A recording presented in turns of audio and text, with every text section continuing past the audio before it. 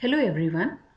In this session, I will demonstrate the use of an app called You Need a Wiki. This app is audited and approved by Google, and you can use it in sync with Google Drive. This app can be used to create wiki pages where you can load your content online. The content is placed in an organized manner and it can be easily be shared with the students. Moreover, when you are working with these wiki pages, you have an online content permanently available, which is easily accessible by your collaborators as well as the students. In this era of online teaching, this app can really help us to build online content. Using the You Need a Wiki app, you can create wiki pages by using content on Google Drive. The existing content can be used by you and placed on the wiki pages. Also, whatever content you create afresh will be stored on Google Drive.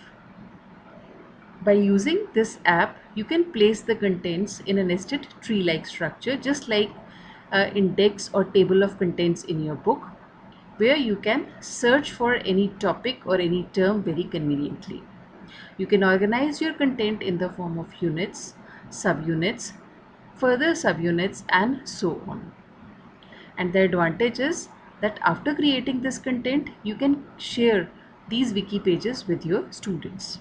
Just like you can share your normal docs, you can also share the wiki pages. Obviously, when we are sharing them with the students, we share them in a read-only mode, not in a editable mode. But in case you are collaborating with any of your co-workers, you can collaborate with them by sharing the wiki page with them using the edit option also.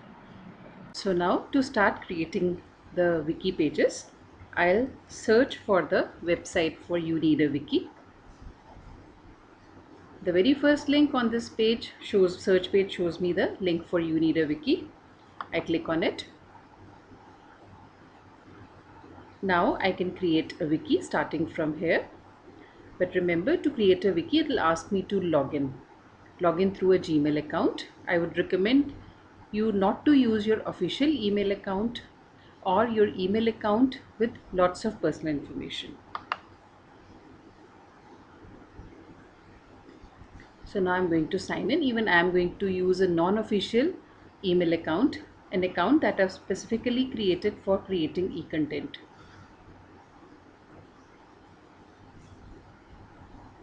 It normally asks for a password, but since I had signed in earlier, so it has not asked me for a password. And now I am logged into this app through my email ID mbhardwaj.metri@gmail.com. Now I can create a new wiki from here. Now, in case you want to use your already existing content, then you can use an existing folder and pick up the data from there. Pick up your notes, pick up the PPTs, pick up the documents that you have created and load them in the wiki. Or we can start creating a new wiki. Now, let me say I start with a new folder. I can start creating a new folder now by selecting this option, and now I have to give a name to this wiki.